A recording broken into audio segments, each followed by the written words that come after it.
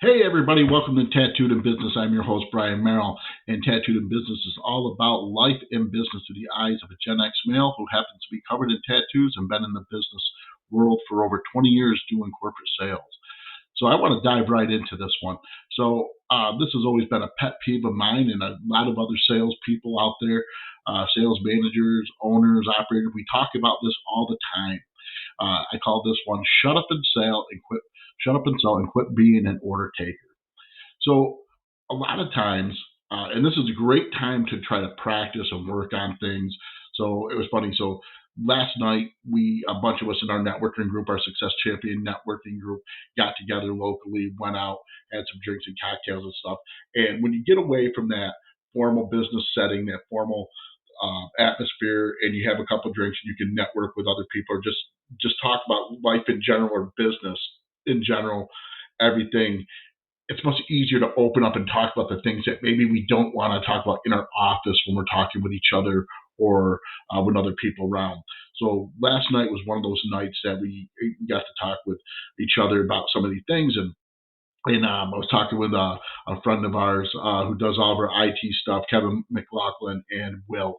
And they do all of our IT over at Curcio Printing and everything for us with Abbey Inc. and every business that we're involved in. And one of the things we were talking about is how a lot of time a salesperson, they're in a salesperson role. They get in there and all they want to do is yip, yip, yip, yip, yip. They want to talk. And reality is, I've always said this, if you shut up long enough, your customer's going to tell you how to do business with them. And for a lot of salespeople, this is hard because the older generations, and then my generation, we were trained a certain way. Now we have this younger generation that's coming up that has more of this sense of like entitlement, just hand it to me type thing. And I'm not saying everyone, but it's kind of a mix. So like we were joking around, and I used to do this when I was at when I sold Harley Davidsons. I had this guy that worked out back in the shop, and a great kid. I mean, he's an adult obviously now, but we always joke around. It's a real fun place to work. Great guys. I was one of the best 5.5 years of my life was working with these guys, and I'd walk in every day, and we pick on we named him Lloyd. I go, Lloyd, what do I do? And he'd turn around, whatever he's doing. He was like, Brian, you sell bikes. I go, Lloyd, why is that? And he's like, because that's just what you do, Brian. And I'm like, goddamn right, that's what I do. And we like joke around. It turned into this big joke, like anytime, like on the floor, whatever. And so I had a presentation I was going to Friday, and so first of all, I always put headphones in, so if somebody's driving by, they don't think I'm completely insane when I'm having these conversations with myself out loud in my car. But I will literally sales pitch myself. Go over my presentations, just rehearse whatever it is I think I'm going to talk about or anything that's going to come up. Make sure I know when I'm talking that I'm prepared when I walk into it. So I'm going down the road and I start out with Brian, what do you do, man? And all this, I do commercial selling. I do this. Okay, Brian, that's not what you do. Brian, what do you do? I work with people. And then finally, I'm like, I don't know. I just got into him like, what you do, Brian? You sell solutions. That's what you do. You provide solutions for people. And why is that? Because that's what you fucking do, man. You're a solution provider. And I'm like laughing at myself. But I realize that is reality. That's what people are looking for. So the hard sell, the selling of a product, the product for my industry and many other industries, or any type of service industry, it's not the actual IT of it or the product. It's what do you do that takes this off your customer's shoulders and puts it on yours so that they don't have to worry about it and they can function with their day-to-day operations. So we had the same company, been working on getting them for, I guess, quite a few years. And then I came aboard here a few months ago. We had a great meeting, and first meeting that we finally get with them, and we were very persistent. First thing, here's the problem we have. As they're talking about the problem, I'm listening to everything they have, and I'm very fortunate because we're tag teaming this. So me and somebody else is in the meeting. My boss and mentor Gina's in it, and she wants to go a certain direction, and it is very important to take control of the meeting and set an agenda, especially if there is not one. And as we're going, like, it is always great if you can have two people there because then you can listen. Truly, one of you can be very actively listening while the other one's keeping everything on pace. we're not always in that situation. Totally understand that. So while we're doing that, they bring up an issue with an item, and I'm sitting there in the back of my head going, huh, that's interesting. And I'm just kind of playing around, listening, taking notes, and I go to the site and all this. They're like, yeah, the guys really want these special bags, and they say they can't find them anywhere. And I just, all of a sudden, they stop talking. I'm like, how many do you need? Just waited. I had to wait for them to pause. I wait for them to pause. Do not interrupt. I waited them for everyone to stop talking. And they're like, well, we need like 70 of them. I said, oh, when do you need them by? Well, we want to get them mailed out. We're going to do this and that. And I said, I can get them. And I just stopped talking. Don't tell details. Don't get into anything. Let them come back. So they came back. You can get them. Yes. Very simple, very to the point. What do you need out? So then they tell us everything they need, everything they want done, everything. Okay. And I said, all right, where do we go from here? All right, I need a formal quote. Okay, I will have you a formal quote in less than 30 minutes. All right, get off the phone, do our due diligence, go back and forth, gets approved, get it done. It was that simple. We have never done business with them before. We are not one of their vendors. This is the first opportunity. Did it for them. Tracked it, delivered it 2 days early. Thanks to a great partnership we had with someone that I've worked with for, oh my God, it's been 4 years now. So perfect storm, right? So then we get a phone call literally this week from the same people. I've been working with my XYZ supplier of this for 30 years and they can't get this done. This is where Gina was right on the spot, right on the phone. We can do that. When will it be done? Tomorrow. We had their project done in 24 hours and out the door. And this was not a small project. Twice bailed them out. Because when we stopped talking and we started listening, you will find their problem, their hurt, their whatever it is. I don't care what sales training you've done, whatever it is that is bothering them or needs to be accomplished immediately. We found what it was and we took it off their plate and we delivered on it. The key is you got to deliver, right? I mean, you can take it off their plate all you want. If you don't freaking deliver, you're not going to get another chance. I mean, and that's reality. You can get them the door, however it takes. Our favorite saying is, we just want to be the camel that gets your nose inside the tent.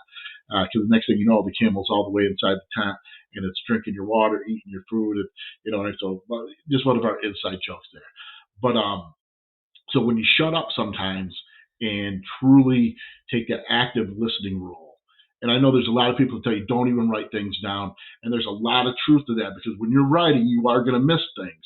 Okay. But when you have the luxury of having two people in on a sales meeting, on your side, then that opens up some corridor because that was my job in there in that first initial meeting. My job was to answer the questions if they had them on the items that I'm an expert in and to make sure that we're taking the notes that we need so that we can accommodate them. Not to come back and review any objection. I mean, that when someone gives you an objection, you're selling, okay? If someone's giving you objections, you're in the game. That's your opportunity to sell because an objection is a hurdle that if you take this off the table, we can do business. And sometimes they're bullshit, but most of the time they're not. So when you shut up and listen, things definitely will come to the forefront of what they truly need or a way that you may be able to help them out. And the biggest thing is if you cannot help them out, don't say you can. If you can, and this is where networking is really important. Most of the time we may not be able to help them out, but we have somebody in our circle, in our networking group who can. And if they can, get them with them. This is why we all do this, right? We're here to give because it's the right thing to do, not so that we get something in exchange or any of that BS that we're taught. Like, if I give you something, you got to give me something. Fuck that. You're here because I would really like to work with this company. I can't fit them, but I have somebody who can and can help them immediately. That's going to go farther in life than anything else. That's karma, guys. And if you don't believe in karma, that's fine. You have the right to believe whenever you want. But I truly believe there's such things as business karma and personal karma. It doesn't. Profit's not a dirty word, right? So, just keep that in mind. So the next part of this is we're having a conversation. We get on the tangent of talking about, and this happens to do with a real life thing that was happening that that a salesperson didn't know, or if they know, they didn't relay it back. I'll just say it like that because I don't want to assume anything. But we had a customer that said to one of my friends, "Yeah, we've been waiting on these for 3 months," and I'm sitting there thinking, no, I don't know why you're waiting on us for 3 months. I'm the one who pushed to do this quote. It's been 30 days since the quote was done, and then but so irrelevant. And the person said, and I remember the conversation is I had to push that salesperson to deliver that quote because the customer didn't come out and say do this. They did not move forward with it. They're waiting for someone to just give it to them.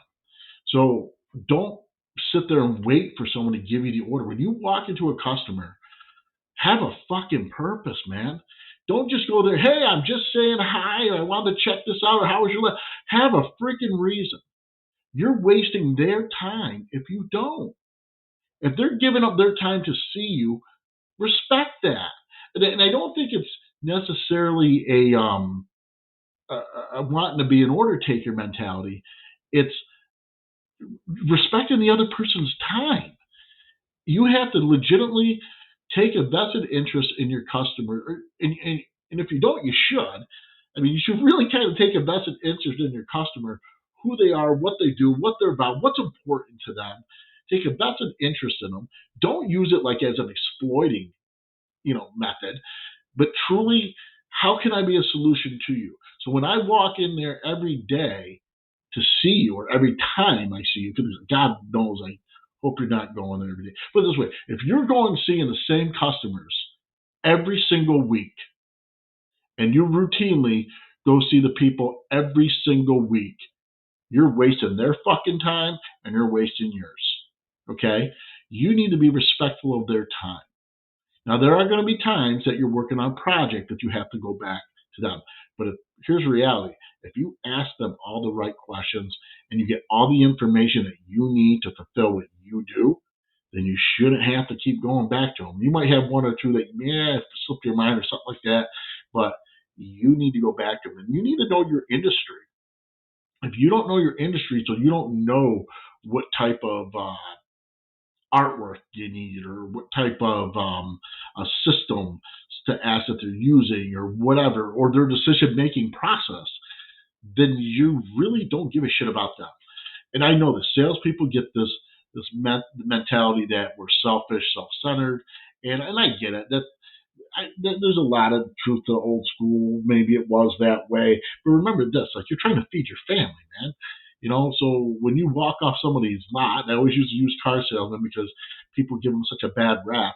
When you walk off their lot, man, that's a chance that they're not going to eat. They're not going to put bread on their table. They don't get rich. I mean, like everyone thinks, because of one sale, and they have to repeat this time and time and time again.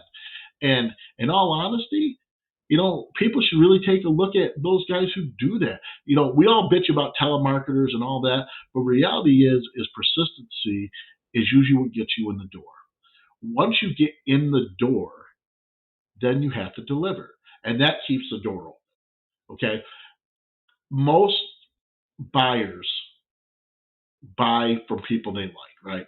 So we're all taught to be return on, be on. You need to build your relationship. You need to build that. But your relationship, you also have to take a look at what type of relationship do you have. Are you friends with your buyer? You get along really good, or are you their fucking solution provider? That's where you want to be. You don't want to be their buddy. So we buy stuff. So yeah, I'm friends with this guy. So yeah, we buy all the time. Yeah, they do good work, but yeah, we're friends. That's why we buy. I want you to say you buy from me because I'm always there and I always deliver. And I got to hear that 2 weeks ago from a customer, and it made my fucking day. Brian, we don't care where you're at. You always deliver. And when you can't, you say you can't and provide us with a solution or somebody. That's why we like working. And I didn't get that appointment initially by myself. I had to have somebody open the door a crack for me and let me in. And I got nothing at first. And then there was an opportunity and I delivered. And then there was another opportunity and they had a problem. They bought the product, couldn't get it delivered in time. I took care of it. I don't care whether I lost money or not, broke even. Reality was is this all is a reflection of your personality and your values. And your customer will see that. Your customer is checking you out to see where your morals and your values are just as much as you are them. And you want to know where you stand. There's some companies that maybe you don't want to work with, you know, like I had people give me a bunch of shit one time recently because I said, Jesus, in a perfect world, I'd love to have the tobacco companies. You know, they can't do television and radio, but they can do a lot of mailers. They can do these, there's different things they can do that other places can't, and I can help them. Point of purchase, all sorts of displays. How could you do that? That causes cancer. Okay, you're right. You're right. That that's your values, that's your morals, and you're entitled to that.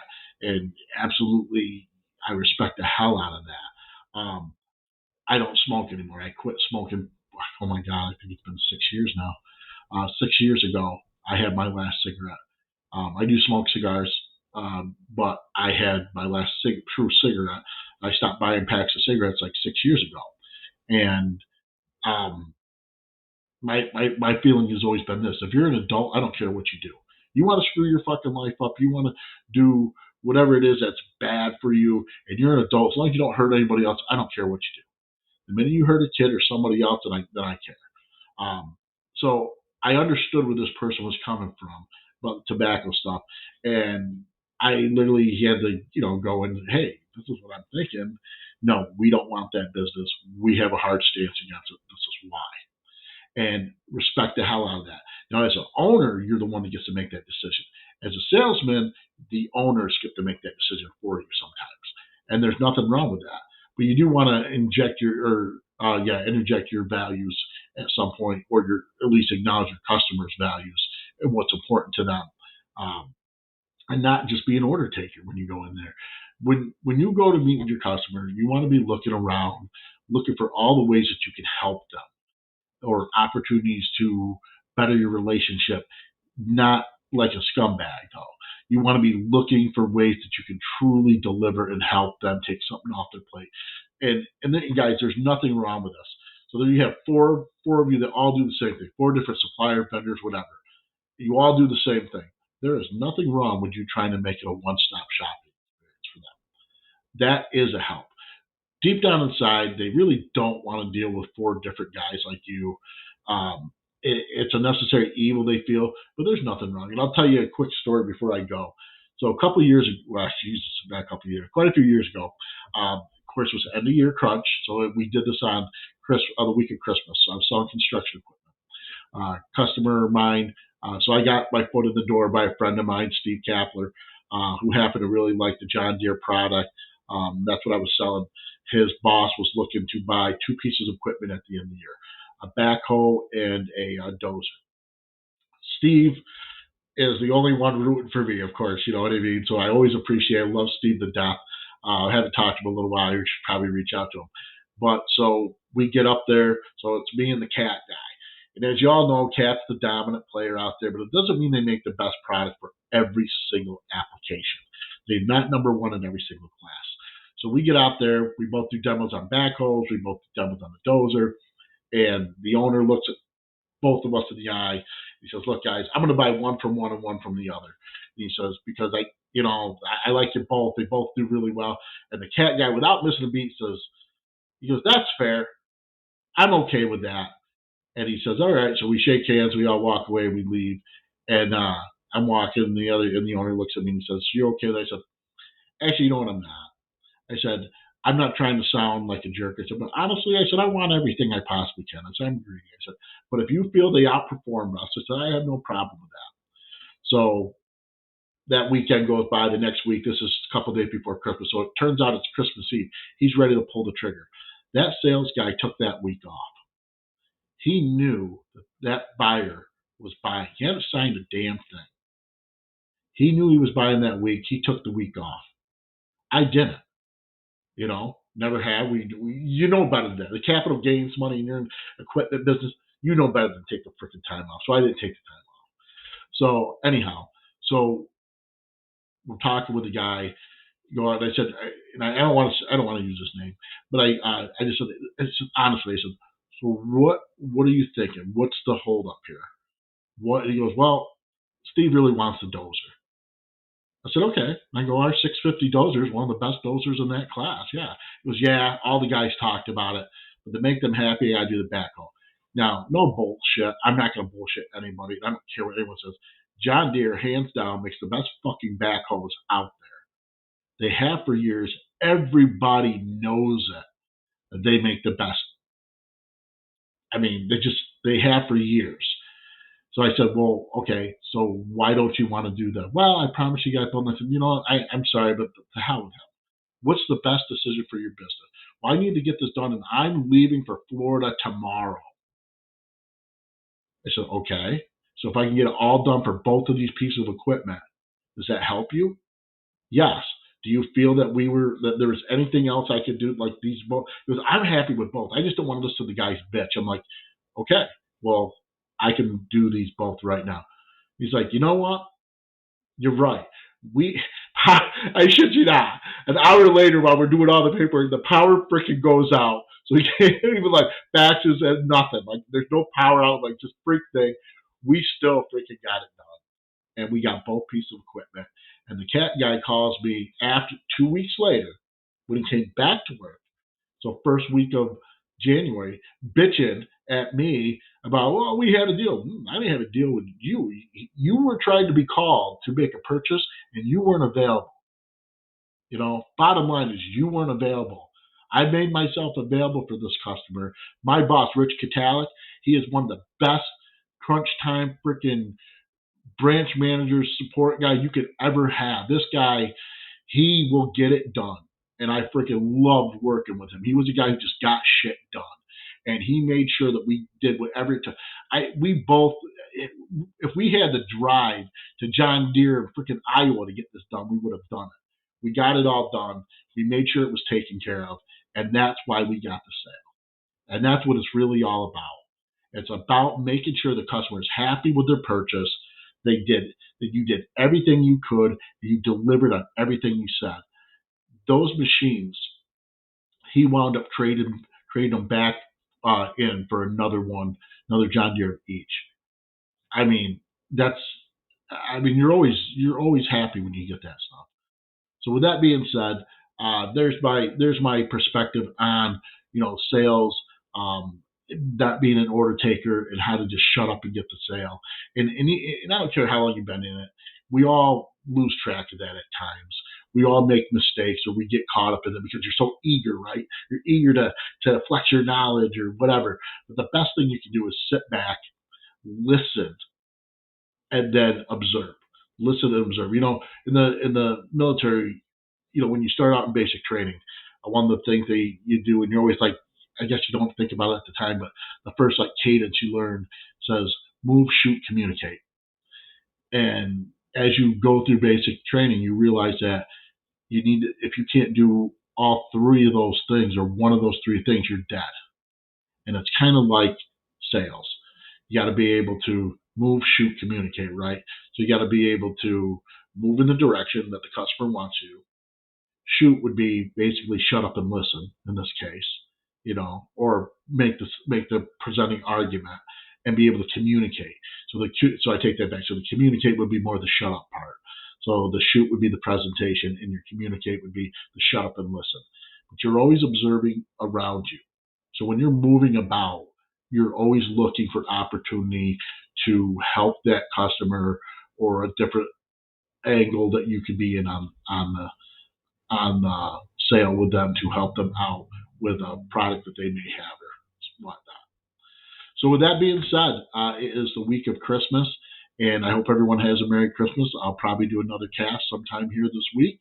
If you have any input, any advice, any comments, please look us up on Facebook at Tattooed in Business. Make comments, drop comments, whatever. Check us out on YouTube. YouTube, of course, is Tattooed in Business. Look for Brian Merrill's Tattooed in Business on YouTube channel, and of course through Podbean and all the podcasts we do, Tattooed in Business. And this again, this has been a lot of fun for me, guys, doing this. I hope everyone's enjoying this, and please tell a friend, like, comment, share. Make sure you subscribe, and again, always email me at tattooedinbusiness@gmail.com. Everybody have a great night.